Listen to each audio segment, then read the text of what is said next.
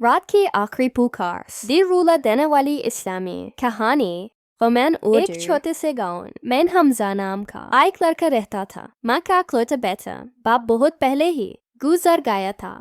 ماں نے اسے محنت، نماز اور سچائی سے پالا، لیکن جوانی آتے ہی حمزہ بدل گیا۔ دوستوں کی محفلیں، وقت کی بربادی اور ماں کی باتیں سے بھاری لگنے۔ ایک رات ماں نے بہت پیار سے کہا، بیٹا جب میں چلی جاؤں گی نہ تب سمجھو گے کہ ماں کی آواز کتنی قیمتی ہوتی ہے۔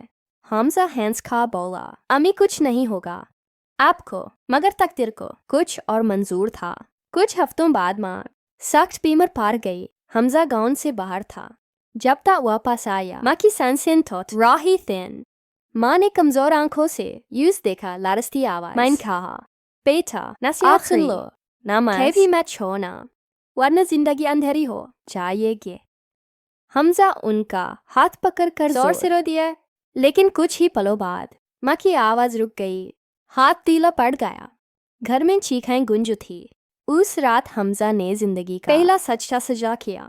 سو زمین پر گر رہے تھے۔ اس نے رو رو کر کہا، یا اللہ میری ماں کو جنت دے اور مجھے سیدھا راستہ دے، اب میں کبھی نماز نہیں چھوڑوں گا۔ اس دن کے بعد حمزہ واقعی بدل گیا۔ مسجد اس کا گھر بن گئے اور ماں کی نصیحت اس کی زندگی کا راستہ۔